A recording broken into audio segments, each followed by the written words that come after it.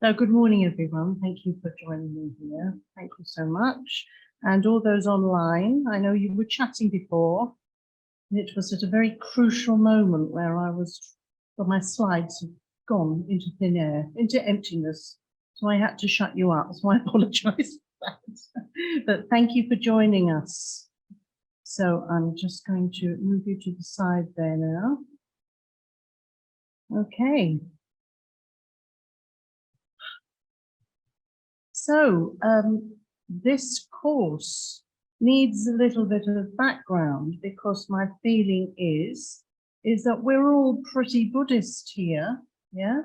And probably the people online are.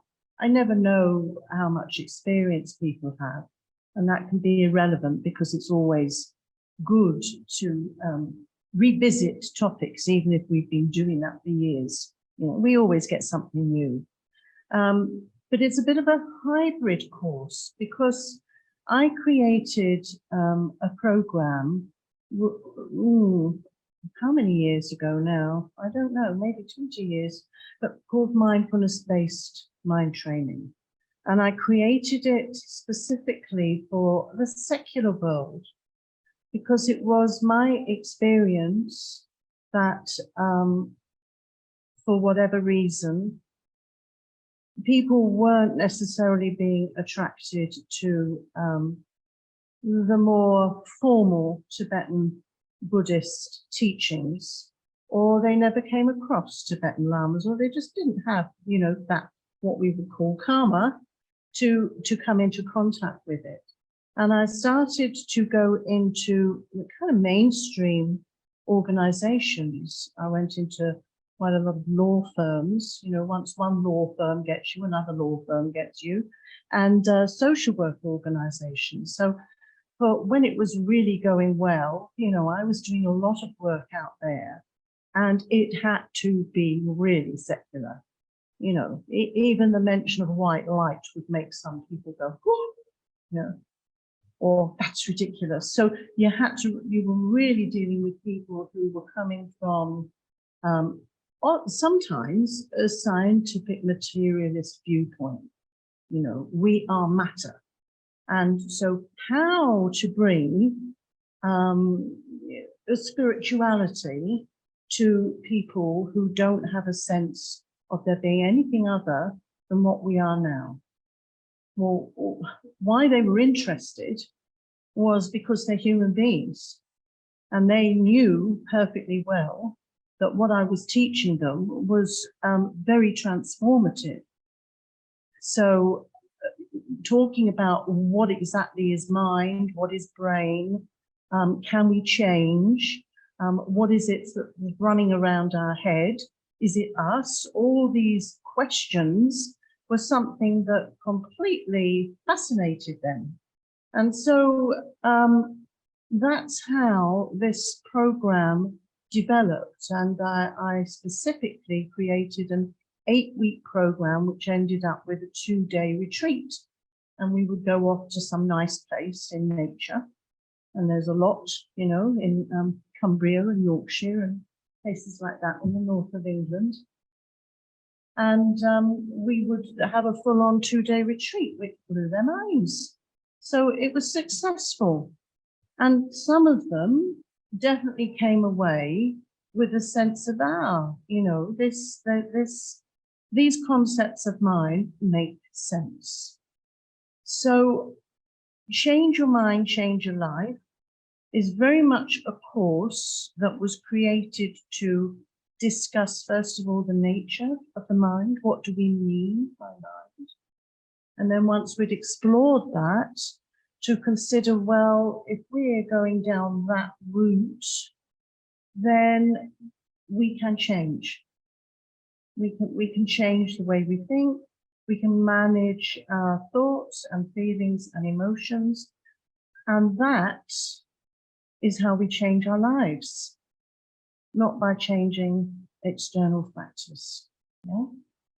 And they all related to it because we are all human beings struggling with the inconsistencies of life, with impermanence, with different kinds of problems and suffering. We're all the same. So often it's just a matter of linguistics, the language that you use. And we can, you know, open. And I think actually when we become Buddhist, you know, I'm a Buddhist now, we can sometimes get a little bit boxed in by our own terminology. And we hear teachings and we know it all intellectually, because the Gelugpa, you know, the Tibetan Gelugpa tradition is very much about study. And there's 3 of this and 4 of that and 6 of the other and 10 of the, and you learn by rote. And that's how they learn in the monasteries. Because, you know, they didn't always read or write, so they learn by rote. And that is the system that we have inherited, and it's fantastic. So I'm giving you this preamble because although I know you're Buddhists, you know, this course has a kind of hybrid feel. And I hope you can take some new ideas from it, as well as consider and reflect upon some of the traditional ideas about the nature of the mind and the emotions and feelings, you know, everything that you probably already know. So you can bring a lot to it. So change your mind to change your life. The nature of the course is reflective. So we'll be listening, you know, listening to me rabbit on the rabbit road. But there'll also be opportunities for doing a bit of journaling, writing notes to yourself. I like that. I think it works very well if you come to a course and then you kind of write out your own objectives. Why am I here? We really have to then focus on, well, am I just becoming because I need to support the centre? Or there's this new English woman, let's see what she's, you know, got to say. But to really kind of focus on, well, where am I now? What, you know, I know the nature of the course. What would I like to go away with at the end of today? Something a bit fresh or new. So there is, as Dondrup said, there's paper and pens at the back there. We're going to also do a reflective exercise where you get as comfortable as you can and maybe do some drawing or something after that, which I'll explain later. So if you need to get any paper and pencils now, do, because I would like you to just have a few objectives, you know, what you want to take from the course, bearing in mind what I've said and where you're at now.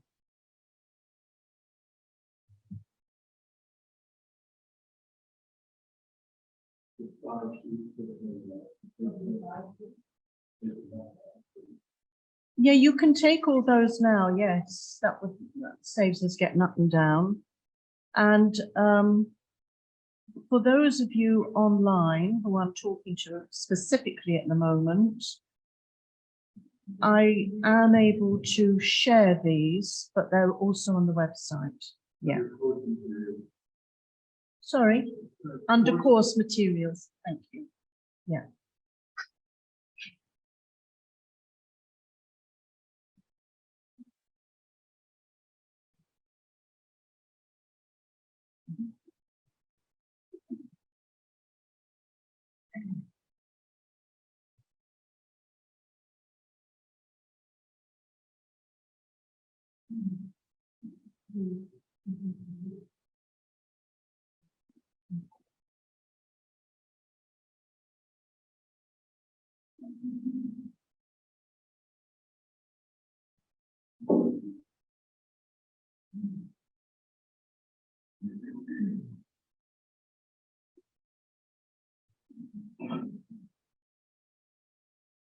Okay, so if you just write yourself something and then put your pens down and look up, then I know you're all ready.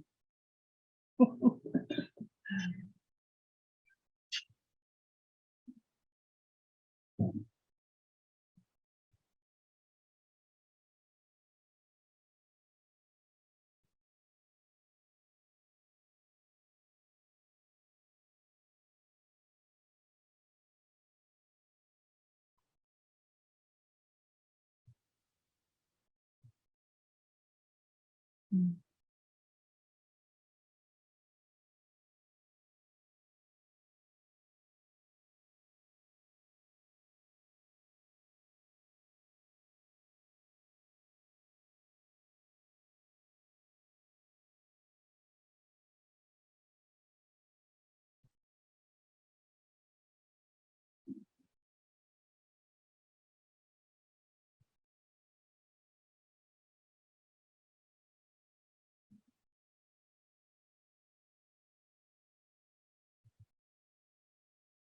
Okay, and I will suggest at the end of the course that you check back on those and then ask me questions if something's unanswered. And there's always an opportunity to speak to me privately. We've got 2 hours at lunchtime. So, you know, if anybody wants to spend 10 minutes with me, that's fine too. Because when we do things like this, courses like this, there will be some discussion and you will be thinking about you. And so therefore, you know, when we talk to people, maybe in pairs, which we might do, or in groups online, I don't know how that's will work. We want to feel that we can be open and share and be honest, because that's when we get the most of it. And I don't mean like this is therapy. It's not be your own, what it is, it's be your own therapist, isn't it? But it's not like this is a counseling session, but just to kind of be able to share that. So, you know, what is said in Santa Fe stays in Santa Fe. So I've talked about that already. Okay, so here's my objectives. Yeah, the main things that the essence of Buddhism is to stabilize your mind and to encourage constructive thoughts and discourage destructive thoughts. It's really basic. And we can have a very meaningful life doing just that. And I know there's lots of different ways in which you can approach that, but the way we're doing the course today is to look at managing the emotions. What do we mean by emotions? What are constructive? What are destructive? Can they be both? You know, and sometimes as Buddhists, we can have quite rigid ideas about whether an emotion is destructive or constructive. But we can challenge those perhaps. And yeah, hopefully, as I say, by the end of the day, you'll feel that we've reached those as well. Okay, so let's kind of get started. So, yeah, this is the way I always start. Some people think the mind is the brain, right? So when we're talking about brain, we're talking about physical matter, a kind of lump of tofu in our heads, brain matter. And so scientific materialism would say that when we die, everything dies because the brain dies. Yeah? So that is one view. And science has moved on and it's very interesting in the way that it is exploring ideas that actually there is something about us that is not matter, but energy. Yeah? And as some of you who attended Tara Puja the other day, I mentioned then that, you know, energy cannot be destroyed, it can only be transformed. So the mind can be viewed in a way which recognizes that there's something about us that is not physical. So I guess you could say all religions share this view, and we have different labels for what that is. The soul, for instance, is a lovely term, I think. I wish I could use it, because consciousness sounds a bit scientific and soul sounds meaningful and heartfelt, doesn't it? But the soul is actually meant to be something that is permanent. But I, in here, have something about me that will be forever Ondy, yeah? Which is a terrible thought, to be honest. Well, for me, you know, I quite like a change at some point in the future.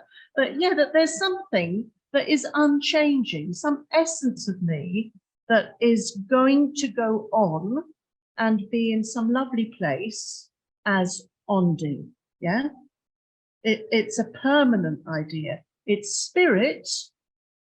It will leave the body. That's the idea. But it will remain me. So, you know, if you kind of watch movies and things, they often have this idea of, you know, the spirit, the soul leaves the body, and then they meet their past relatives, and they're basically them, you know, often a very nice version of them, a younger version, you know, a healthy version, a light, being made of light, but still them, yeah? So that's something to be explored. I'm not discounting it, but it's a different version to what Buddhism teaches. So Buddhism teaches that the mind is not the brain. It is pure awareness, and it has certain qualities: luminosity, clarity, and cognition. So let's just take that, because we're starting to get a feel for something that you can't pin down. You can't get hold of it. It's there, but it's not there. So luminosity, what do we mean by that? It's pure. It's untainted. You could put your hand through it and you wouldn't know where it was going. It's like the sky. It's often described by Buddhist teachers as the mind being like the sky, which gives it this.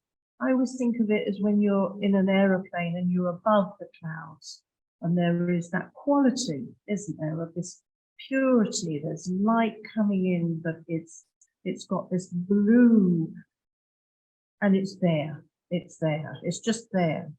So it's untainted. That's really important, because we're talking about us now. We're saying that somewhere inside of us is something that's pure and untainted. It's really important. And Buddhists give it Buddha nature, the name Buddha nature. It's our potential. It's there. We'll come to what it's covered with later, but it is there. So we're not talking about something out there. We're talking about something in here. Pure awareness. So the other quality is clarity. Clarity of experience unhindered by projections. Yeah? So when we meet an object, there's me and the cup. And then when we experience an object with clarity, there is non-duality. If I'm not projecting upon, oh, this is a cup, they could have given me a nice china cup. I don't know, these people in Santa Fe, they're dead shit. Yeah. That's my projection.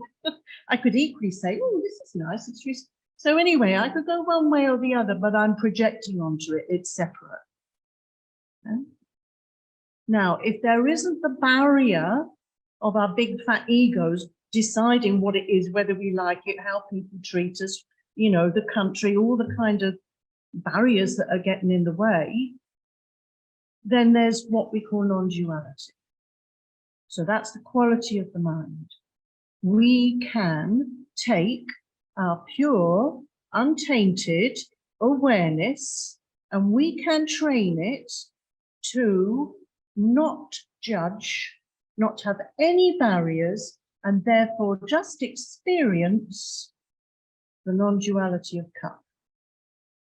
So your mind, your awareness and cup is unified. That's meant to be pretty cool. Yeah, that's really meant to be nice, because your ego's not in the way. Your judgments are not in the way. You're just there with it, being it. So the other one is knowing objects, both physical and of knowledge. So that's a straightforward one, really, you know, in that I can go, oh, what's that? Oh, it holds stuff. Oh, that's liquid. That's a cup. It's an object of knowledge. Yeah. I've seen it. I've identified it. I know what it is. Very useful. Very useful. So the mind is an amazing thing. And this is all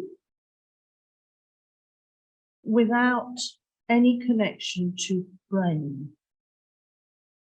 So really what we're doing as human beings, because we have this incredible brain, which has developed and has got a rational bit, you know, and they used to call it the triune brain, where, you know, you had dinosaur brain and then you had, you know, the emotional brain, and then you've got the rational brain, which is what humans have, and why we can do so much with it. Hence, precious human rebirth. I'm dropping these little Buddhist quotes in here. Yeah? But I think that's gone a bit out of fashion. So now it's seen as a more complex thing, but definitely the rationality is there. So with our awareness, we can train the brain. That's the relationship. That's what we're working with. We have a fantastic brains, capable of being rational, capable of changing which neurons go here, there, and everywhere. You know, we can do that, but we have to train it. So because we've got this amazing mind,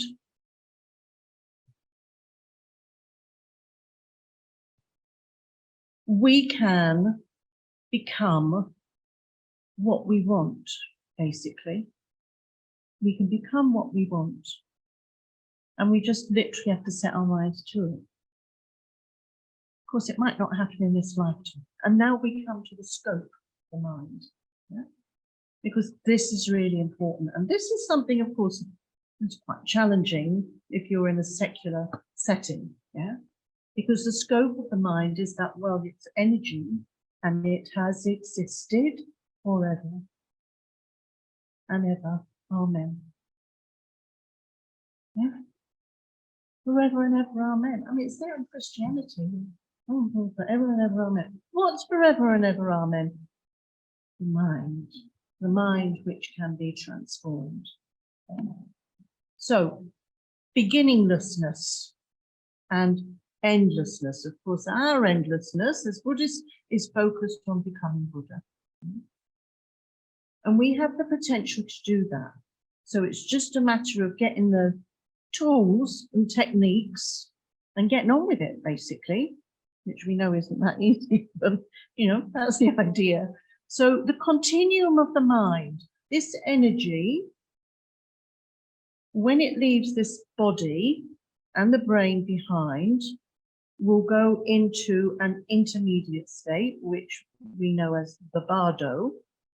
So, and then the beginning of the next life follows the last moment of being a bardo being. So whatever we're going to be reborn as after we've whizzed around the bardo for however long we're meant to, 49 days or whatever it is. We've got these days in the bardo, but anyway, that's the teaching. It's time, you know, and you can be there longer. You can whiz around longer. But what we want to do is get reborn, at least into a perfect human rebirth. Yeah. So this mind, which we are now calling consciousness, because it has awareness, it is aware.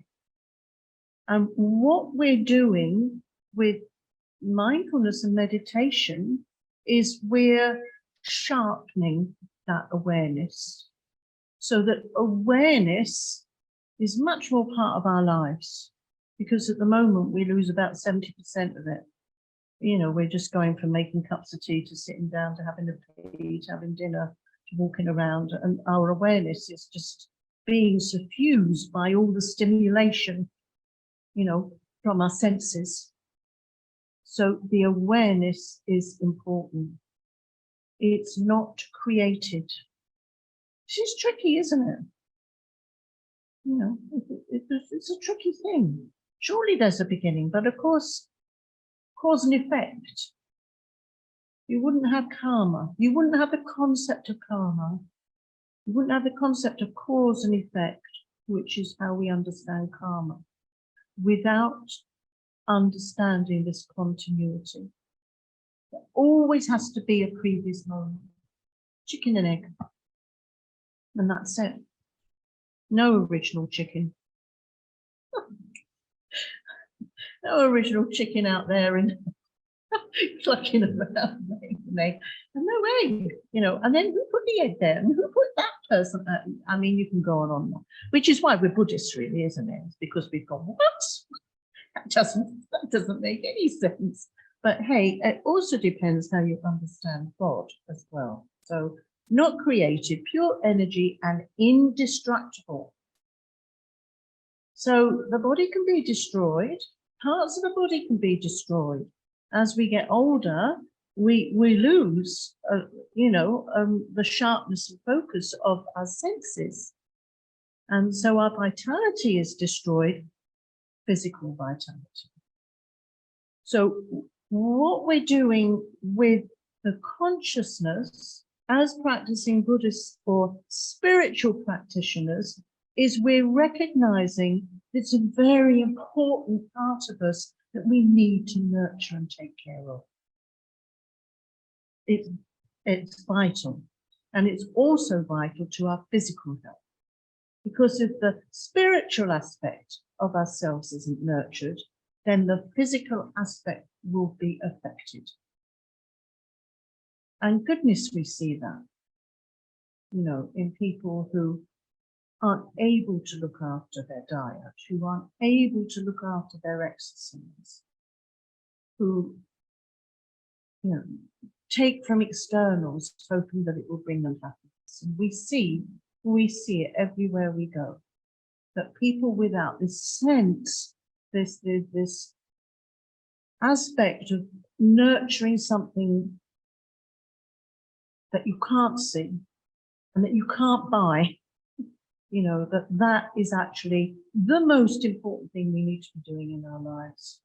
Yeah? The most important. Okay, so let me just go through this. This diagram, I have been told, is a bit confusing. So I'm going to explain it to you. But it's basically how we experience the world. So there, you know, just say here's Ondy here. And I'm experiencing the world through my 5 sense consciousnesses. So I can see you, I can hear you, or most of the time. I can taste tea, I can touch things. What's the other one? Forgotten it. Smell. I can smell. Yeah, I can smell. Okay. So the first moment I come into contact with anything, back to the cup, you know, the first moment before I do all that conceptualization is perceptual. No judgment going on. It's just pure experience. But then it quickly moves onto my mental, the 6th consciousness, the mental consciousness. Yeah, I'm pointing to my brain because my brain is programmed. Yeah, the mental consciousness. So then I go, oh, that's an interesting touch, or oh, that tea is a bit strong. It's not as delightful.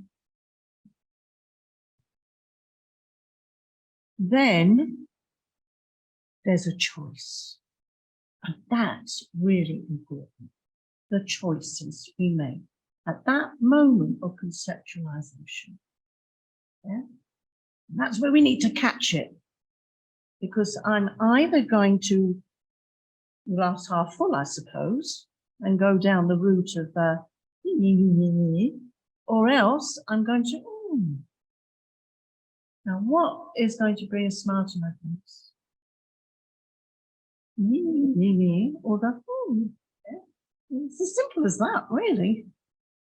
Or, and what you encounter, you can find, and that's where Buddhist mind training comes in. You can find the positives, the lessons, what's constructive, rather than going into a destructive line of thought. So they become either wholesome or unwholesome. And all we mean by that is that it actually makes our well-being better, or it affects us in a destructive way. And we call those wholesome aspects of consciousness constructive or positive emotions, and we call the unwholesome ones destructive. And they're destructive because they don't feel good. They create problems. We're not able to let go. It turns into a story. And we carry it around and we create aversion and attachment. And when I say we, I mean our big fat egos, not the lovely, pure, untainted consciousness. The ego aspect of ourselves that is colouring all our experience. So that's how we all experience the world, through our senses, through our sense consciousnesses, and then it goes on to our mental consciousness. So let's have a look at what we're doing. What are all the elements that is making us colour our experience and judge our experience? Well, we've got our conditioning. So the way we've been brought up, what race we are, what gender we are, what religion we are, what culture, all those things are our conditioning. And we know, that if you take two children and put them in, plop them down into very different cultures, then maybe they're twins, identical, but they'll grow up conditioned to think the way that their peer group, that their family, everybody that's influencing, that their teachers, that their religion, is very hard to break out of. You can have a really powerful mind that goes, hang on a minute, I'm not sure about, but it usually has to be developed and other conditioning will come in. So the majority of us, Lama Zopa calls our lives, Buddhism says it's conditioned existence. We're living conditioned existence. We think we're really original and unique. We're not. We're conditioned. Yeah. I mean, don't get me wrong, we are unique. We do have our, unique qualities, but we're all conditioned. The way we think, we're conditioned. So due to our conditioning, we project madly onto, what is nice and what is not. What is nice and what is not. And that's, I've heard Rabina saying her wonderful Australian accent. Well, aversion is just when attachment doesn't get what it wants. Yeah, that's basically it. So the ignorance, we know, is our ego. We don't understand the nature of reality, and so we're constantly in a battle to get my friends over here, and everybody's going to hurt me out there. So we build attachments and aversion. And then if somebody who's attached to me doesn't like me anymore, or cheats on me, or does that, put them over there, and we've got aversion. Yeah? That's what we do all the time. It sounds so childish, but it's really difficult not to do, because we're confused and we're insecure human beings, not quite knowing what's going on and trying to make sense of everything. So also our conditioning will be loaded with the projections of others. And we'll continue to kind of, you know, pick up on their projections. So if your mum thinks this about, you know, somebody over the road, you'll think that. You'll think they're, you know, they don't put out their trash. You know, call it trash, not rubbish. They don't put out their trash, and the pavement's this and that, and she's a funny woman. And you'll grow up saying, oh yeah, we have this funny woman. And you won't know them at all, but you'll have picked up on the projections of others. Yeah? Because you're attached to the identity that your family is giving you.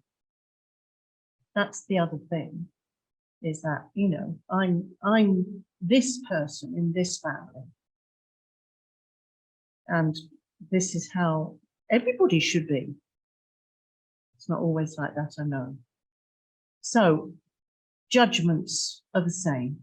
So conditioning, projections, judgments, they're all going on. And this, I love this phrase, a great mindfulness book, Finding Peace in a Frantic World, Mindfulness, Finding Peace in a Frantic World. We're continually trying to create a picture of the world that fits our projections, our judgments, and our conditioning. And then we feel safe. The ego is like, nice and safe. This is me. I've got me. I found me. Hang on to it. Solid. Yeah? A solid me. So,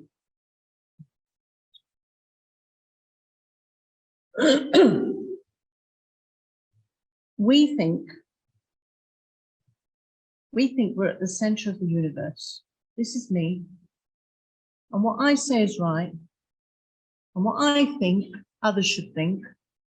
And if everybody did think the way I do, the world would be a better place.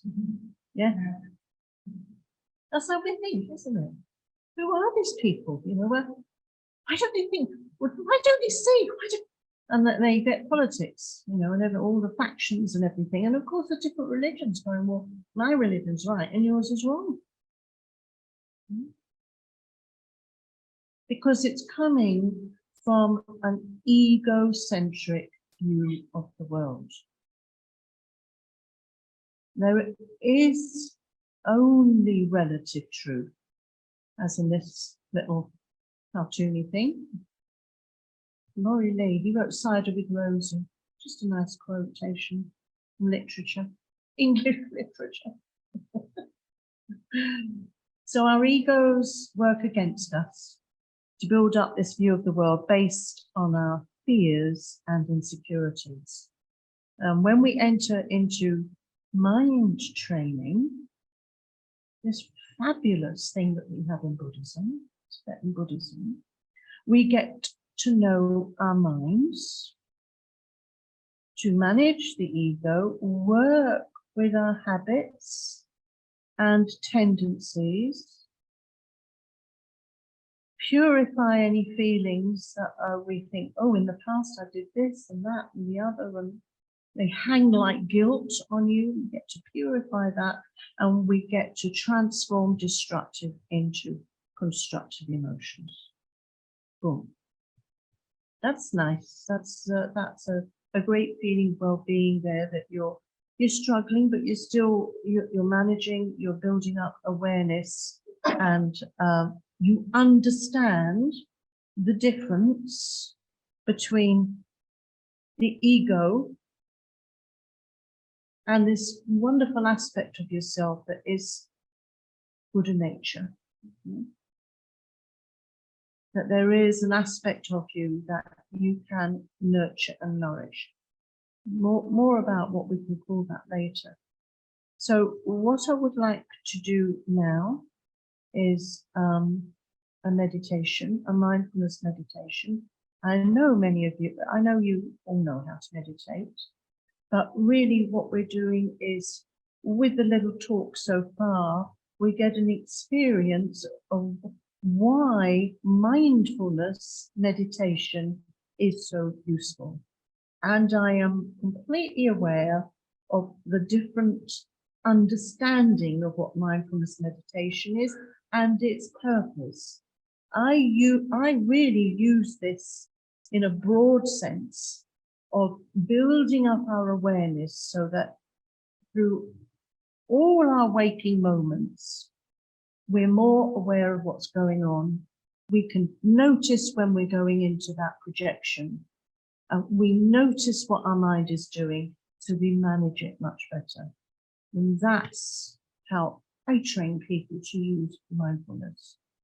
So we need to be clear that with this way of understanding mindfulness, that there's what you do in meditation, and then off the cushion, as they say, most of us are on chairs, but there you go. We are then using mindfulness in our everyday lives, in every situation, as much as possible, without giving yourself a heart attack. Don't cause you any stress with this. It's just sort of building up that mindful awareness in your life. So after this, we can have a quick break at 11 o'clock before we go into the next session. Just a few minutes, yeah? Okay, so let's meditate.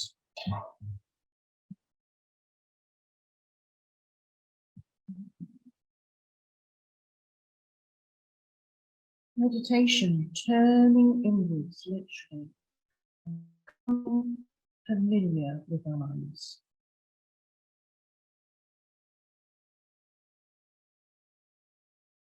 So we get into a comfortable position. Our backs seated.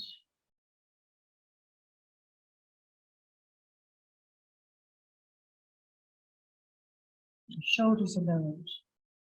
The spine is straight. Chin drops a little, so there's no strain on the neck. And the hands comfortably in our lap.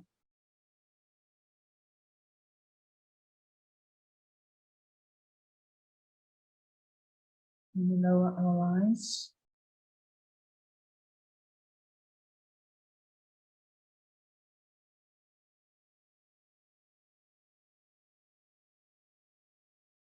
And we can take some nice deep breaths, just to energize ourselves. We oxygenate the brain when we do this, deep breaths. You use your belly when you breathe in to be very expands. And then when you breathe out, it distends towards your backbone. You're really filling yourself up. Let you do that in your own time. 3 deep breaths.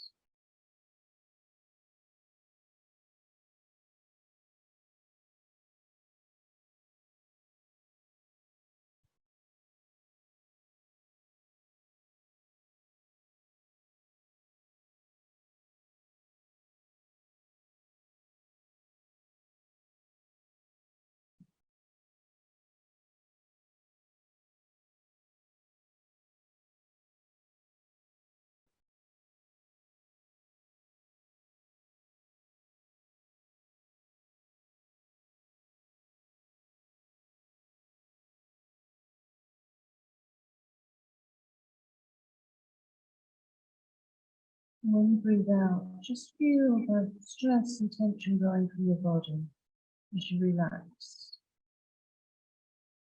and let go. And then we bring our attention to the breath at the nostrils. Mindfulness of the breath. As we breathe in, you can feel the air cool and dry. And as we breathe out, warm and moist. Just a sensation on our upper lip. That is our anchor and focus. And this is where we train to stabilize the mind, utilizing the breath. And every time the puppy of our mind starts to run off the leash, we rein it back to the breath. And that's all we do, which is plenty. So we'll just spend 5 minutes without me talking, and we'll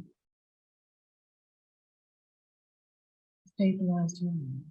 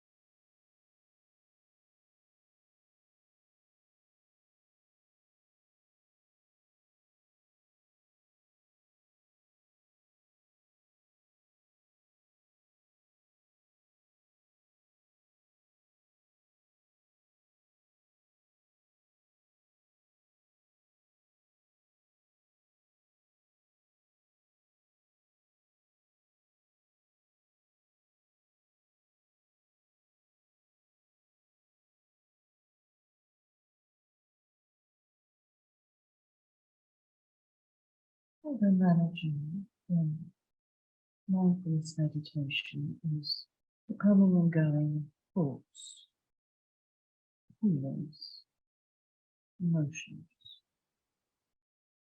So we're tuning up our awareness to go, oh, there it is, just let it go. So we don't follow them.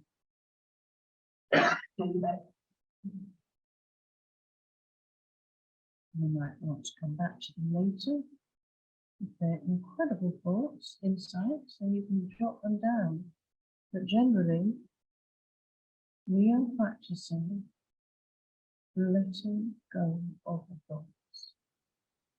And dissolve them like thought bubbles at the top of your head. Whatever method you use.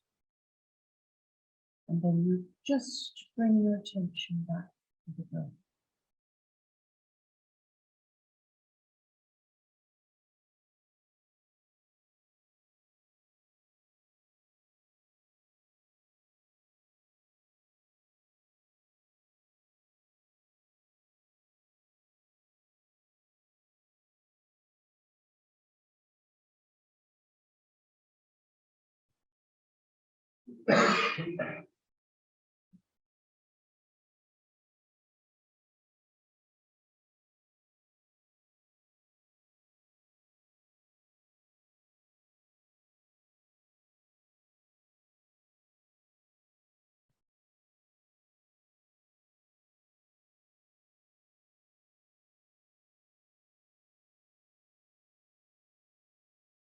And any sounds in particular that invade our minds, the practice is to use them as an object of meditation.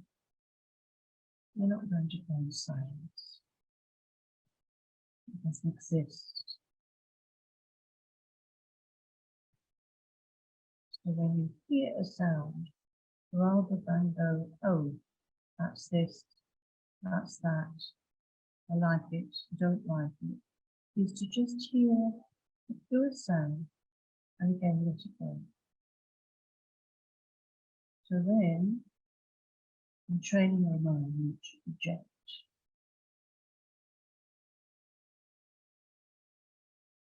onto sensations.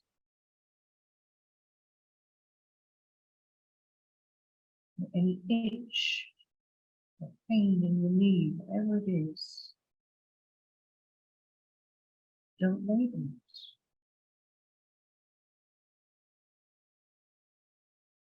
Observe it change. Don't identify it as an itch or pain, just feeling the sensation, which comes and goes just like a thought.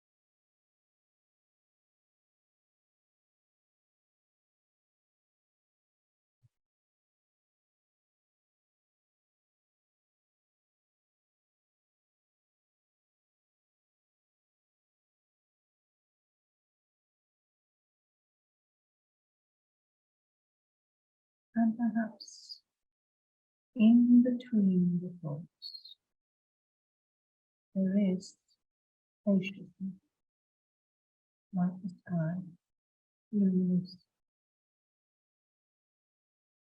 and clear.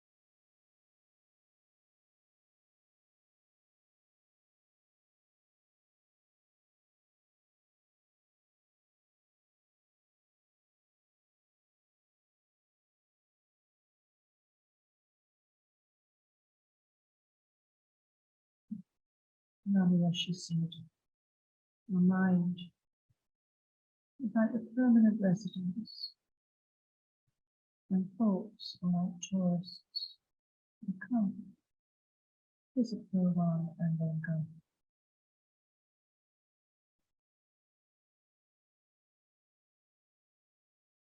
To generate a feeling of comfort in that spaciousness,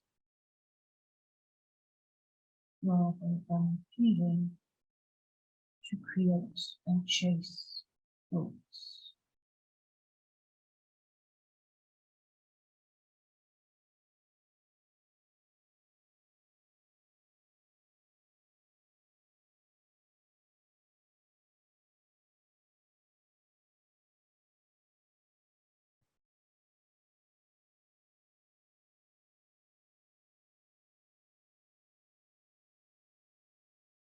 And the breath.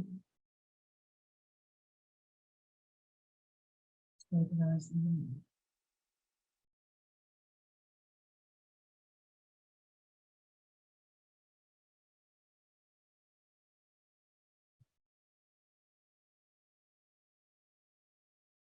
And bring your meditation around.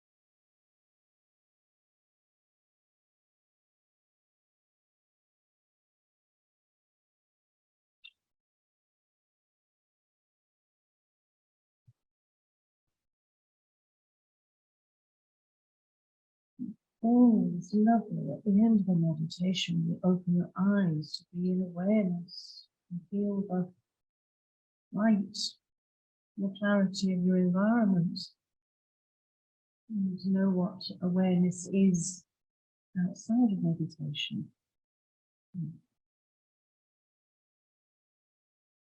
So just a very brief break for you to stretch, a glass of water, have a tea, and then we'll come back. A few minutes.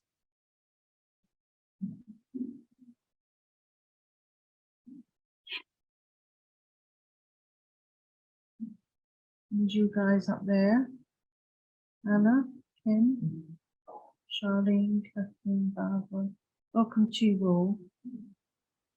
I know you're there.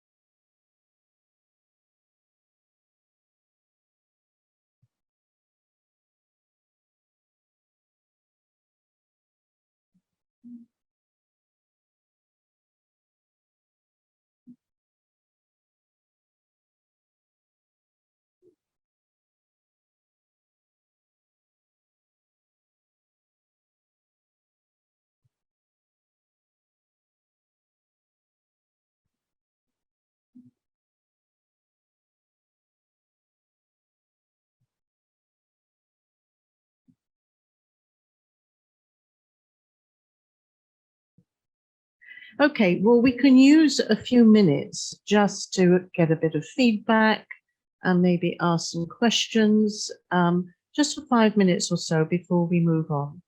Yeah?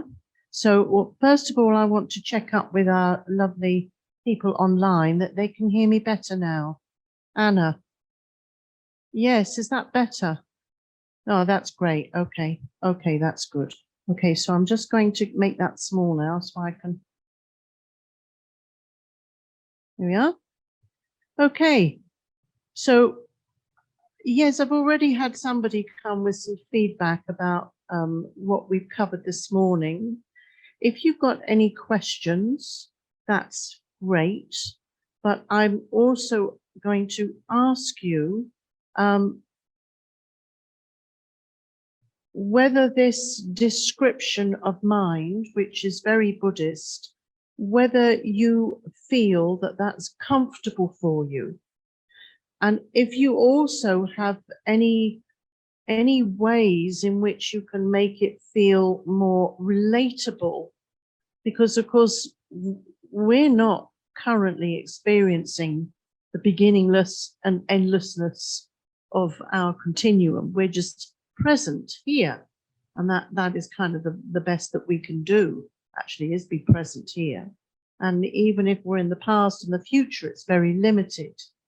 So I'm interested to know if you have perhaps stuff you've read from science or your own experience, what makes this description, this Buddhist description of mind, make sense to you, or what problems you have with it. We can also have that from anybody online as well if they want to contribute. So shall we start with that first? The nature of the mind. How are we doing with it? Any contributions?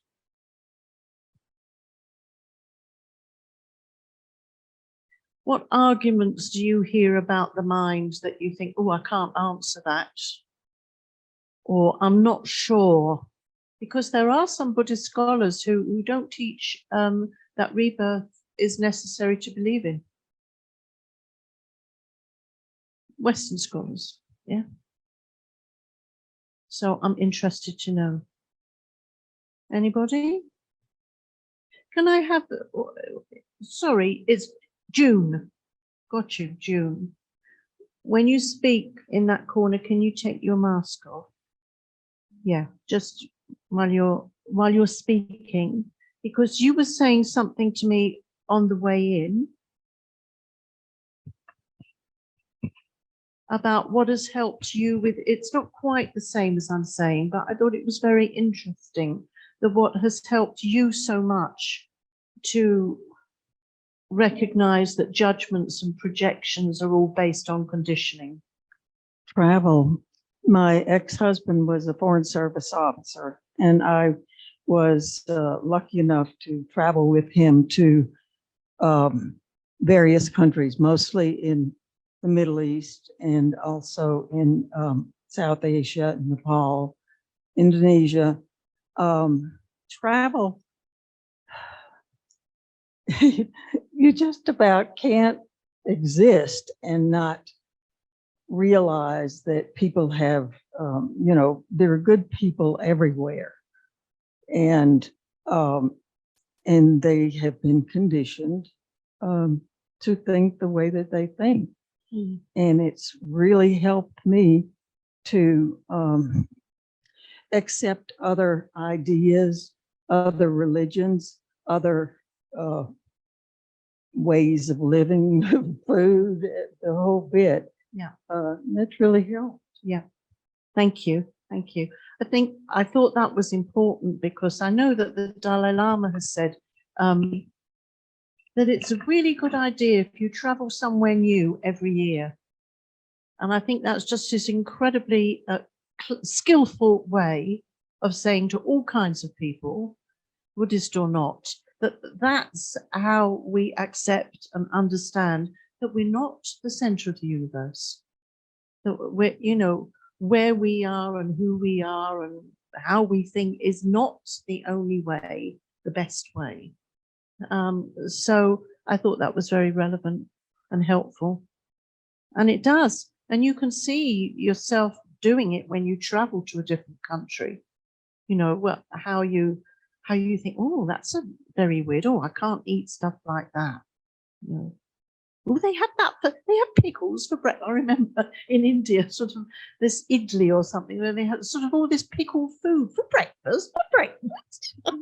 I couldn't get my head around it because we have such, kind of comforting carbohydrate-based food for breakfast instead of sparking us up, I suppose. So I thought that was very interesting. So thank you for that.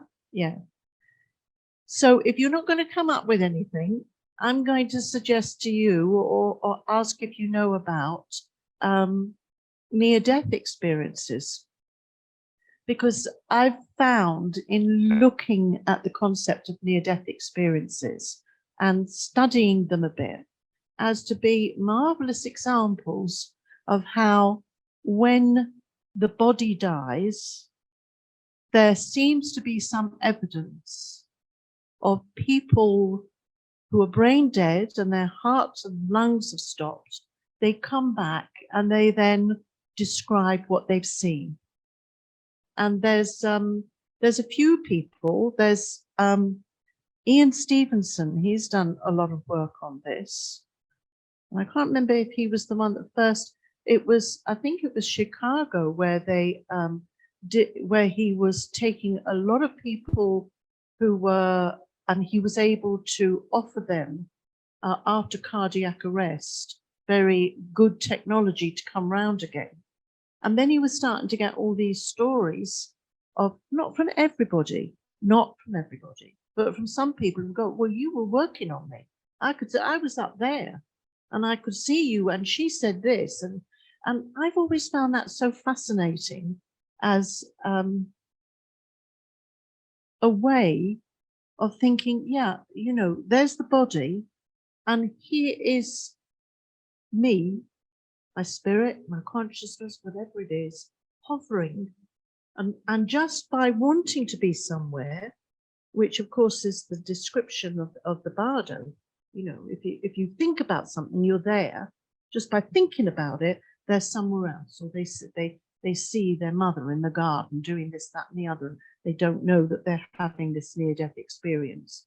So if you want to research a little bit of that, do, because it's fascinating. The work of Dr. Ian Stevenson and what's his name? Hang on, I've got him here. I'm not the best with the microphone, but there's a nice description here I'll give you before we move on.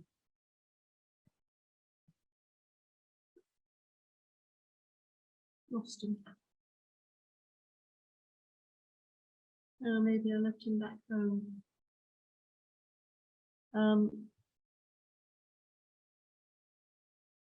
It's a Dutch man called Van Pommel. I'm going to find it out for you and let you know. Okay, I might do that. Oh no, here we go. Cardiologist P-I-M, Van Lommel, L-O-M-M-E-L. And this is just a typical description of a near-death experience. I was looking down at my own body from up above and saw doctors and nurses fighting for my life. I could hear what they were saying. Then I got a warm feeling and I was in a tunnel. At the end of that tunnel was a bright, warm, white, vibrating light. It was beautiful. It gave me a feeling of peace and confidence. I floated towards it. The warm feeling became stronger and stronger. I felt at home, loved, nearly ecstatic. I saw my life flash before me. And suddenly I felt the pain of the accident once again and shot back into my body. I was furious that the doctors had brought me back. And that's common of, you know, a lot of descriptions I've read, very common, that that there's this feeling of it being like taking off like leaving your body is like taking off a heavy wet overcoat. So you have this feeling of light, and that, yeah, there is this dark tunnel that goes into light, and some of it ties quite nicely with the Tibetan Book of the Dead description of what happens at death. You know, the sort of dark tunnel and then the beings of light. And then there's often a kind of decision that whether they go on or come back, or some moment where you know, they go on or come back. So I find that fascinating. And of course, if you, Dr. Ian Stevenson is more connected with studies of reincarnations. So he's written several books on how he has taken stories from people who say that they were born before, you know, and there's often a connection with marks on their body. They have a mark on their body, and then they talk about how somebody shot them in the head, you know, and then in this life they have the mark. It's astonishing, as if you're carrying on something from your previous body. Yeah. So that's just a little side issue, really, because I think, considering the nature of the mind, the beginningless, the endless, the continuum, for many of us, it feels very comfortable. It makes sense. But actually, you know, if you talk to other people, and I think quite commonly, there's, if you, reincarnation is treated as something that's quite flaky. Yeah. That of course there's nothing that exists when we die. We don't come back. So of course you're living in an area where there's quite a strong belief in rebirth, I think. The Native American beliefs, you know, bring that in quite naturally. So there's a lot of the world that does believe in rebirth. And that, of course, anything that we study and we take away from that helps us, convinces us about the nature of the mind and how we can change it. Yeah? But equally, if you just think you're changing the brain, then it still works. So that's why working with the emotions is so interesting. So what I'd like to go on to now is our consideration of ourselves. So this is the hybrid bit here, where I bring in some ideas other than Buddhism. Very just, you know, just opening the door. This isn't a deep study, but a few models of what makes up me. Some psychological models. So Freud, the most basic description is that the person is like a horse and buggy with a driver and passenger. Now, interestingly, the horse is symbolic for desire. So desires are driving us. And that's very interesting, isn't it? Because, of course, you know, the origins of Buddhism is, you know, why we're suffering is because of desire. There is suffering. Why? Because of desire. Yeah, we have desire.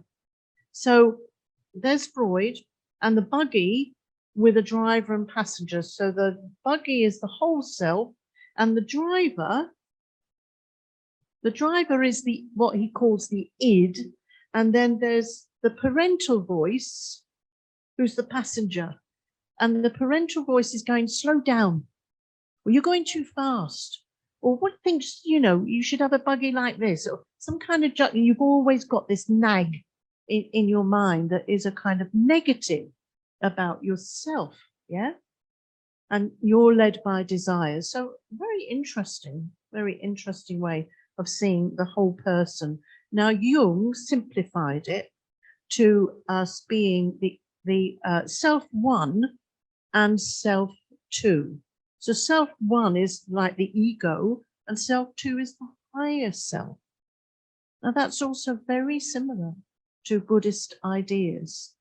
Jonathan Haidt is a contemporary psychologist, and I just like this. A committee whose members have been thrown together to do a job, but find themselves at cross purposes, which wonderfully describes the confusion we live in. Shall I do this? Did I do this right? Why don't I go out here? Oh, I shouldn't have done. You know, they've got a constant kind of questioning and insecurity about what we're doing. And of course, we know that Thich Nhat Hanh is our Buddhist voice here. And this quotation beautifully sums up how we're trying to go from the sense of our ego self, which feels like it's up here, down to our intuitive Buddha nature, which we're trying to increase here. This is where we're trying to increase our awareness. Okay. So what are we being aware of? We're creating an environment for ourselves, usually that is ruled by division. There's no equanimity. There's attachment and aversion. And these are our obstacles to enlightenment. So if you look at how we experience the world, you can see where we need to come in with that awareness. So I like to give an example here, which is very typical. If you're at work or if you're at school as a school child or whatever, we'll have all had this experience. So if you imagine, first of all, this is where we apply mindfulness as well. The 4 applications of mindfulness are very much centered around this. So first of all, the sensations of the body. So just imagine, I'm at work. I'm walking down the corridor and I see 2 colleagues talking to each other. They're in a right little chatter and laugh there, yeah?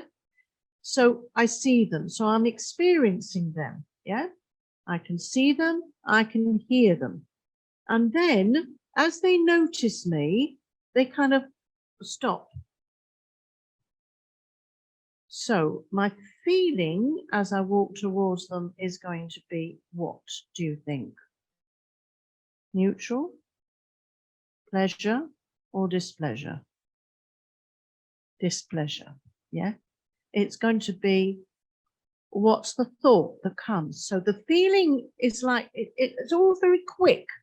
The feeling is first. The feeling comes up, this discomfort, and then the thoughts. They're talking about me. They've got a secret. And then the emotions. It might be jealousy. Oh, those 2 are always, they don't like me.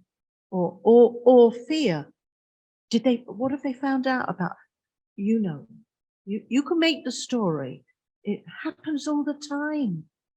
We feel left out, fear and insecurity, and this is how we experience the world. Sensation, we get a feeling of pleasure or displeasure, the thought comes and the emotion, and then the reaction, yeah? So then we'll, not only are we thinking things, but we'll say something. We might say to them, oh, you talking about me? Or you might just pass them by and feel, and then at 3 o'clock in the morning, you're worried about it. Yeah.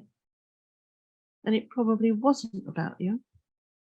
It was probably very minor, but it could shadow you for the rest of the week. Yeah.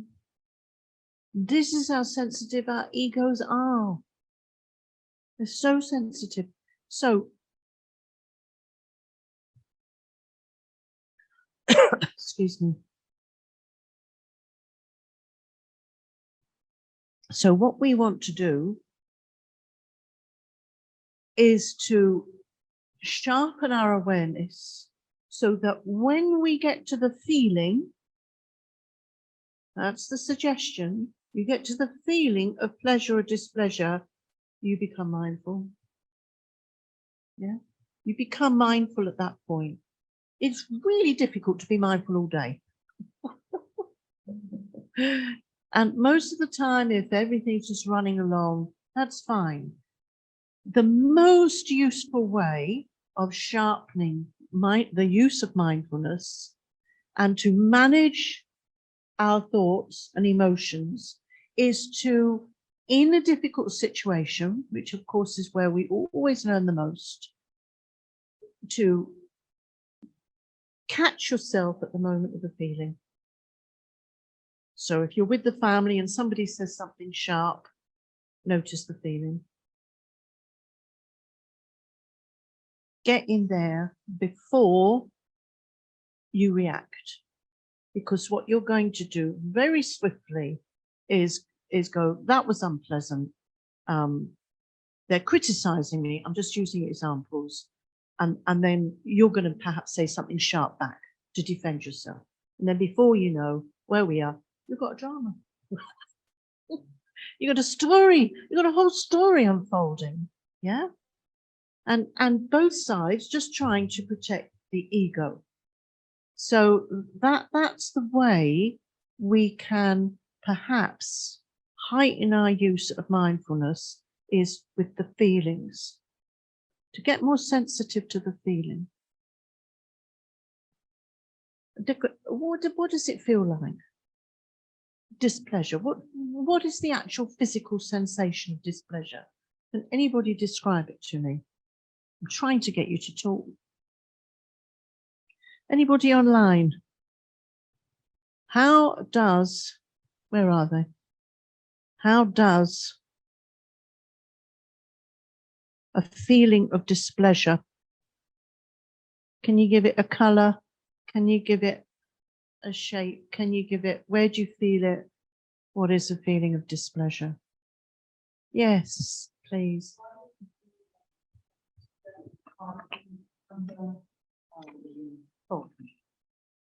Mostly sensations come up in the body. You sweat, your heart starts beating, your mind starts going off someplace, you go unconscious. Those kinds of things. Your solar plexus feels like you're going to throw up or fearful. There's a lot of the body sensation there. Thank you. No, this is important to know, because this is about physical well-being, being affected, you know, the holistic view, because we're going to get stress in our body and tension through a difficult experience. Now, what's happening when the reason that we're sweating, or our heart is palpitating, or we feel sick, or some kind of dark feeling in our stomach, is the ego feels under attack. Yeah? The ego feels under attack. It's as simple as that. And because a lot of us lack self-esteem and self-confidence, you know, and we'll immediately feel like we're not good enough, or we're literally, you know, fighting for survival here in some way. Survival in terms of our status, our role, our identity, all those things that we think are me. That we think are me, not what the psychologists and Buddha and Thich Nhat Hanh and all, but what we think is me. I am a nurse. I am raising a family. I have got a partner. I live in this place. And now everything is attacking this. And I'm freaking out. Ego. I am freaking out. The ego. Because we're grasping, self-grasping, we're grasping onto something that is solidified into that description that we have created for ourselves. You're all with me, aren't you? Yeah. Okay. So that feeling of displeasure, if we can take ourselves, take a few deep breaths, and then get into contact with our Buddha nature, our powerhouse, yeah? It's going to help us. So the practice is to in that moment of displeasure, to kind of get yourself to just take some deep breaths and to consider and to not react. Not react. Hugely difficult, but it just takes practice. It just takes practice. And then afterwards, you're supporting that. You're supporting that with managing the emotions, which we'll do later on. And you're supporting that with generating positive emotions like love and compassion. Yeah. So that's quite a useful little tool there of how to actually manage our experience of the world and hold back and just cool. Look at that. I'm going all hard. I can I mean, I go like that when my slides go off, you know. I'm sitting here going, no, really, you know, that's a minor thing. But actually, why is that happening? Because my ego is wrapped up in giving a good show. Yeah. I am technologically able. I'm not, I'm technologically disabled, actually. I am able. I am a good teacher. I am a good Buddhist. I shouldn't panic. I shouldn't do all this because I've been practicing for so long. So all that is going on because that's the identity I have with you today. Yeah. So if this all goes, then that's what happens to me.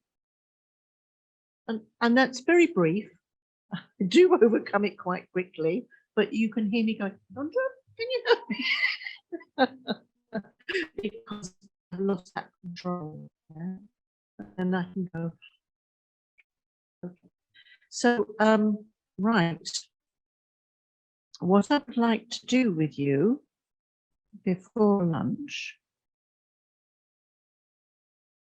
great, is what is called a guided visualization. And it's really a way of finding out where you are now and using symbolism, which we'll discuss after dinner. So this particular slide, you will journal, but later. Yeah. So ignore it in terms of your instructions for now, because you'll come back to it. So it's basically, this is about how well you know yourself, what has conditioned you, like June talked about, you know, that's part of your conditioning. What are your habits and tendencies? Do you have good self-esteem? If not, why not? Yeah. So we're going to take that into quite a lengthy, about 20, 25 minutes. I normally ask people to lie comfortably in a supine position. Yeah. If you're at home, you can lie on your sofa, on your backs, and then I guide you through a lengthy body scan, and then I take you on a guided visualization, which is like, we call it the quest. It's a journey, and I'll be suggesting things to you, and you'll be visualizing from your own side. Okay. Okay. So would you like to get comfortable wherever in here? If possible, you can lie down on mats and use cushions. If not, you need to be really comfortable in your chairs. You're not going to sleep. I'm not giving you a 25-minute nap here. And I am stuck behind here. Normally I wander around, so I can't, because we're operating on so many levels here. That's great. And you can all hear me. That's lovely.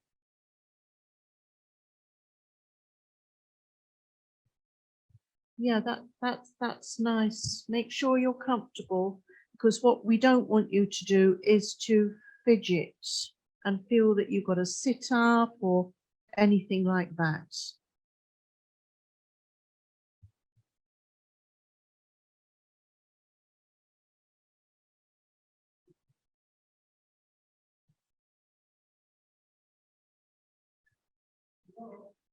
Yeah, we'll help you get up. Well, I won't, but somebody will, I'm sure. Yeah, and if you're warm enough, again, you don't want to be so warm you're going to drop off, but you do want to be comfortable.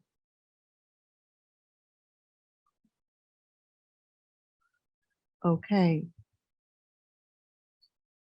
All right, so first of all, you're just doing what we did before, which is this wonderful letting go, oxygenating the brain and letting go of tension. So some lovely deep breaths. You're going to have a nice ride here. So just relax and enjoy it as much as you can. Go with it. You take your deep breaths, and then as you breathe out, let the superficial tension go from your body.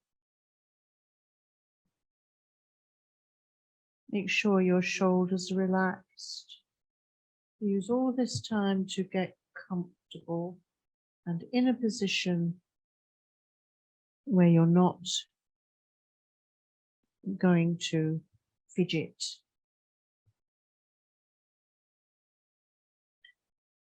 And with the body scan, this is mindfulness. This is a mindfulness exercise, mindfulness of the body, mindfulness of sensations. I'm going to start at your toes and very slowly work my way up to the top of your head to find the subtle tensions, to let them go. So take your attention to your feet. Feel where the heels touch the mat.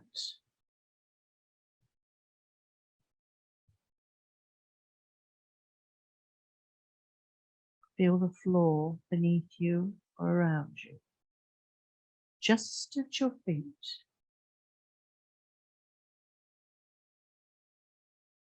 Feel the sensation of air surrounding your feet.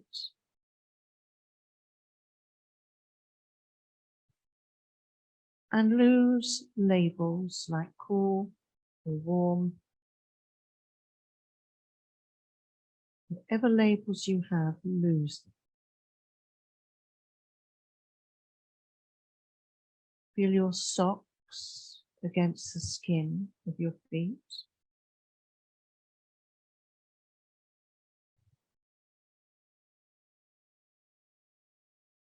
And take your awareness to the skin. Perhaps feeling just slight prickles. I'm having to use words and labels, but you're just feeling. If we go beneath the skin to the bone and flesh, we can feel the blood pumping round our veins. Feel where your toes touch and where there's space.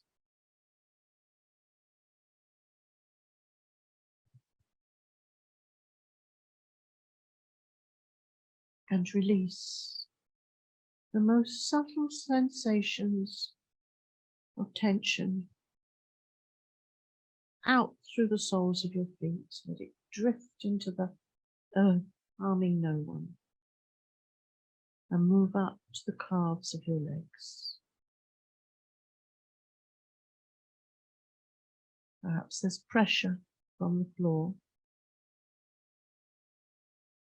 And as you come round to the front of your calves, you can feel your clothing or perhaps air.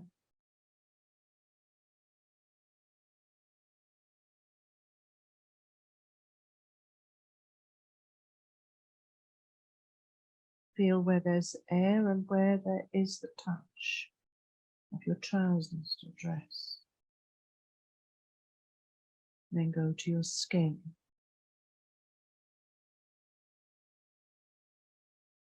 Beneath the skin to muscle and flesh and bone and blood. And wherever you take your awareness, you're releasing subtle tensions you didn't know were there, flushing them down and out through the soles of your feet.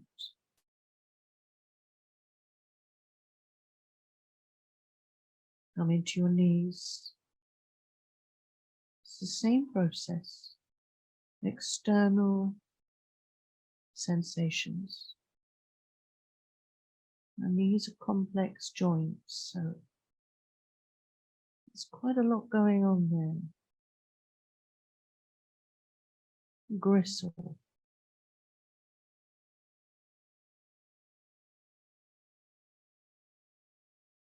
blood, bone, the beating of the heart. You can feel it in your knees. It's the blood being pumped round. And let it go down and out.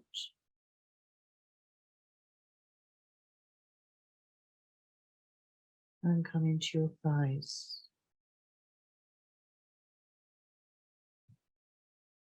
The spread of them, the weight of them. Again, whether there's air circulating or clothing touching to the skin. Just being aware, just that subtle place under your clothing, of your skin.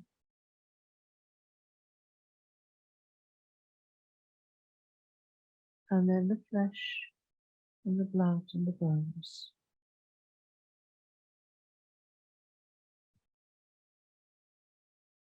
Notice the muscles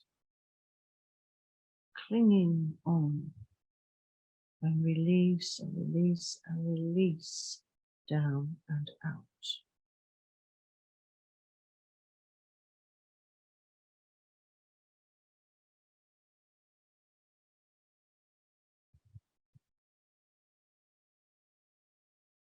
And come up to the pelvis area and hip bones, the buttocks. There's often a lot of tension in the buttocks. Feel the bone and the muscle there. And just comfortably breathing in and out, totally in your bodies.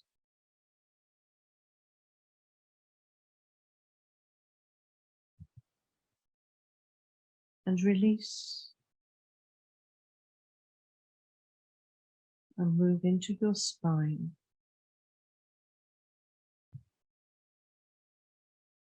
Move up the spine, vertebrae by vertebrae, as if you're climbing a ladder. Your awareness on each one. Don't label, avoid that. And then span out across the back. Take deep breaths, sending that breath into the tension that we feel in the back. And now you're in the top half of your body, you can breathe that tension out. Just let it go.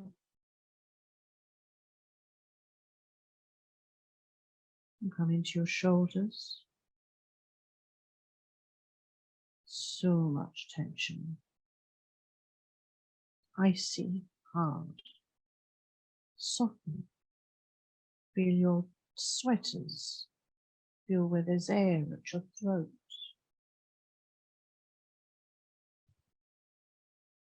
Move down the arms, upper arm, elbow, forearms, right down through the wrists and into the fingers.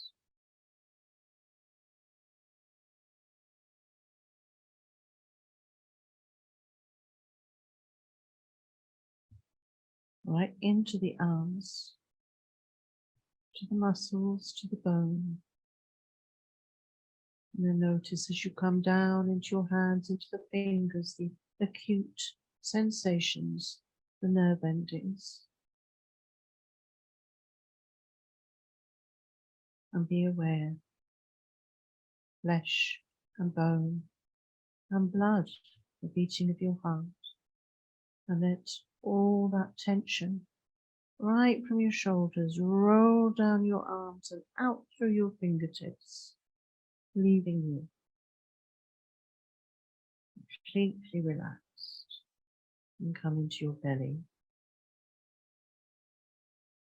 Rise and fall, touch of your waistband,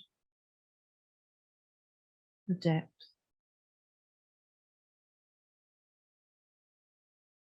the rise and fall of the breath as it comes into your belly and out.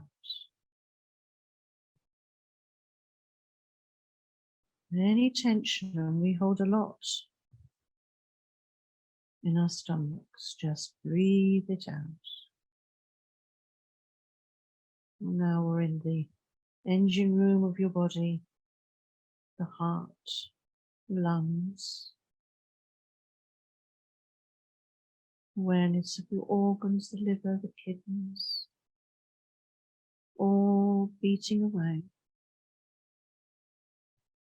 And the movement where your clothes touch, the skin underneath. Complete awareness of your heart beating and the blood pumping. Breathe out any tension.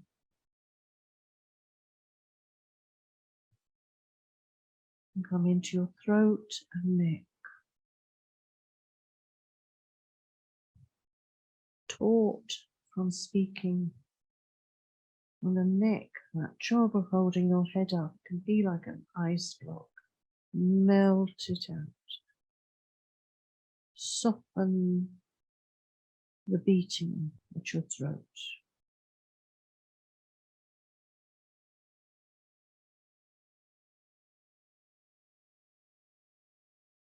Let it go. You can let it go, roll down those arms and out through the fingertips, or you can breathe it out. And scan through the head, smooth forehead, smooth eyes, soft eyes in their sockets, soft jaw unclenched, tip of your tongue behind your top teeth, teeth unclenched, lips just falling apart slightly. And feel the combination of air on your face, awareness of hair like brows and lashes, and the orifices, the nose and the ears, the space in your mouth.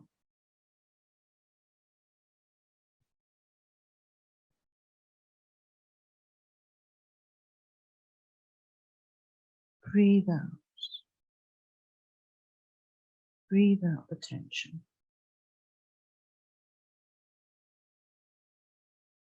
And just enjoy feeling completely relaxed.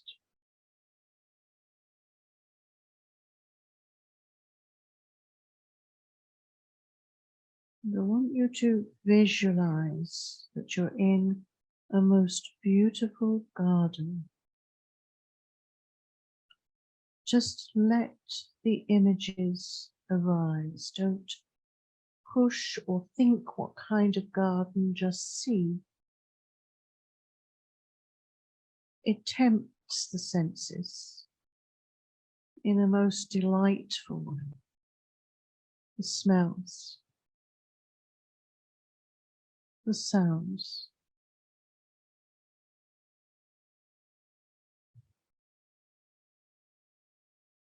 the taste of the air, or perhaps the grass as you pull a strand and chew on it. Sound of birds or water.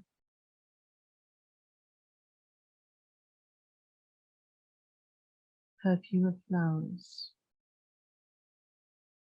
And enjoy your garden. Look at it. Look at the colours.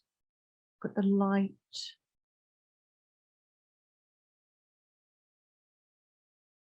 It's a beautiful time of day.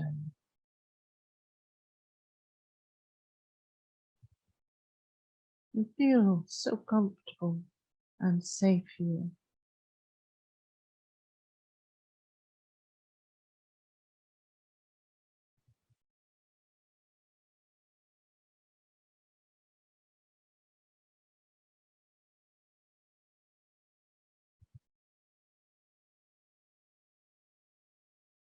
And then you look beyond your garden.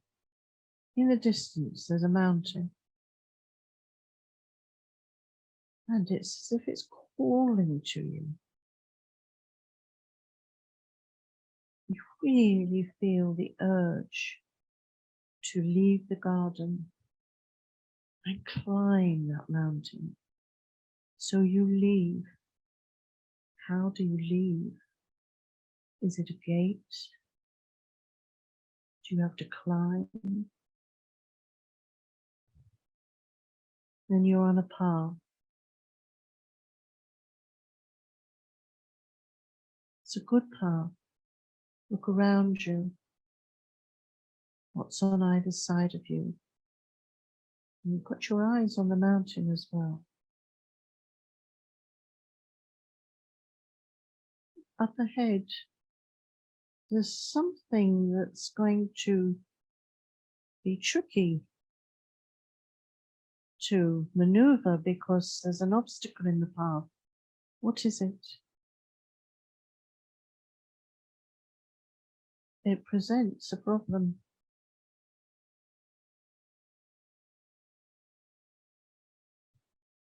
How do you negotiate this obstacle to carry on?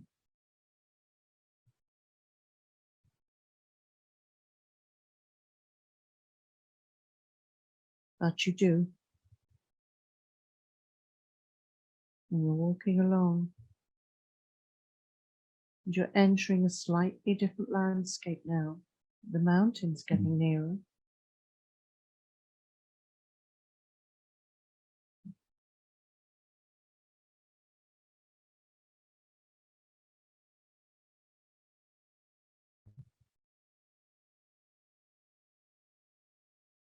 And then there's something going on, some kind of village or town event, and it's distracting you.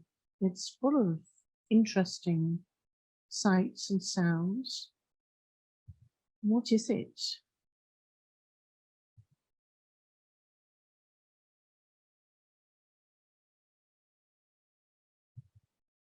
Do you want to stay there?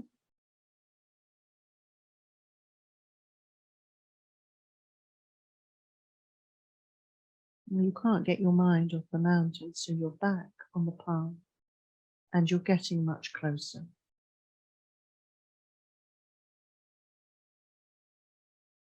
You're at the base of the mountain when someone appears to give you something to help you.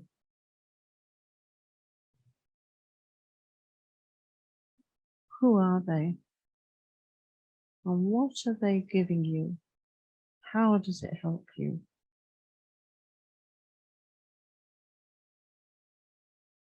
Then you're climbing. At first it's easy. You're just walking up slowly.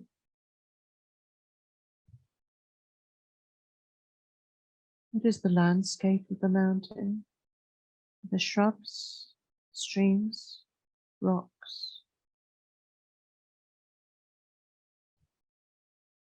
You have to really climb now, but you can see the top of the mountain.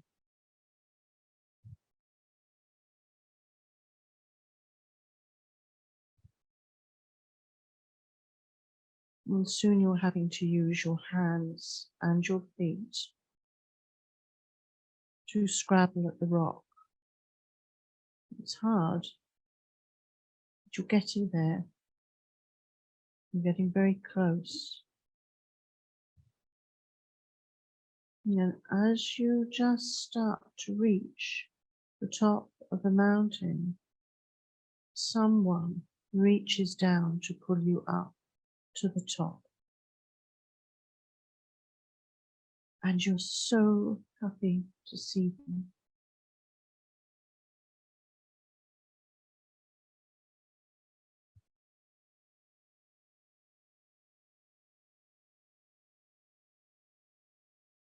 And you talk. Maybe you have a question. Maybe they have something to say. and give you a gift that is going to help you in your life. Hold it in your hands. Feel the weight of it, shape, the color. What is it?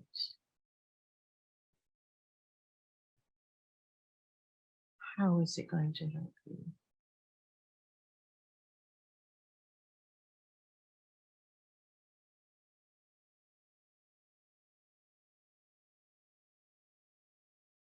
And then you have to go back.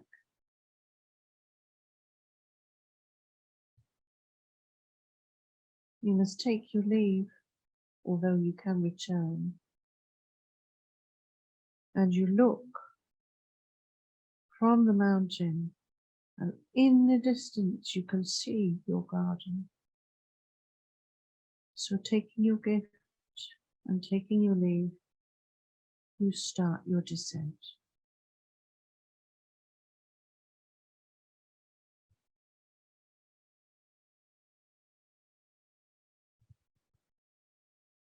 And leave yourself, fade yourself out as you walk down the mountain towards home with your gift.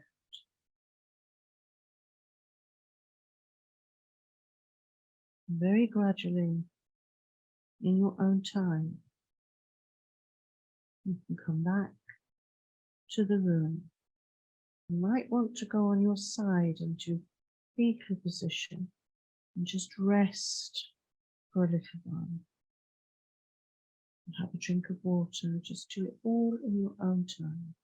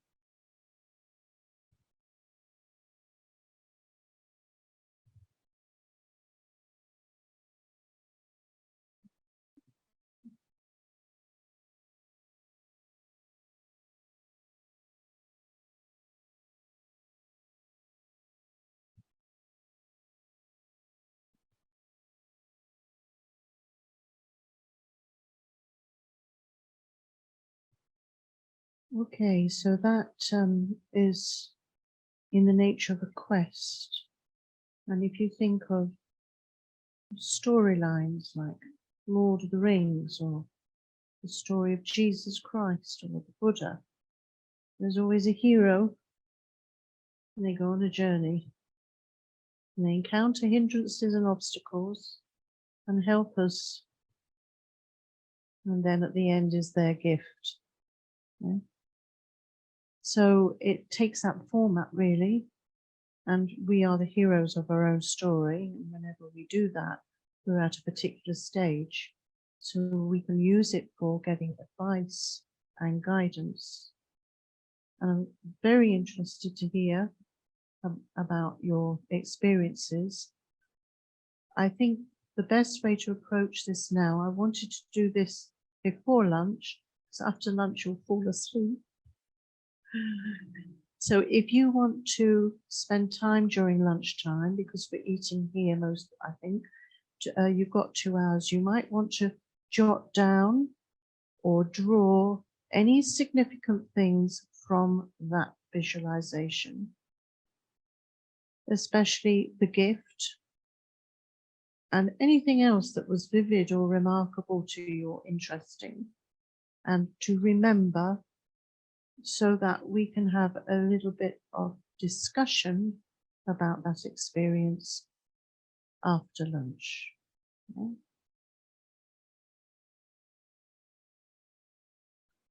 So we all okay with that? And if there was anything that you want to talk to me about privately, because it can bring up quite, some buried things, or some aspects can be quite challenging, then I'm definitely here for you guys who are physically here. And I don't know what to do about the online people, except sometimes maybe we can discuss it. You've got Be Your Own Therapist on Tuesday, so we can bring it to that. Yeah. Okay, are we all right with that? Brilliant. Let's stop for lunch then. Thank you very much.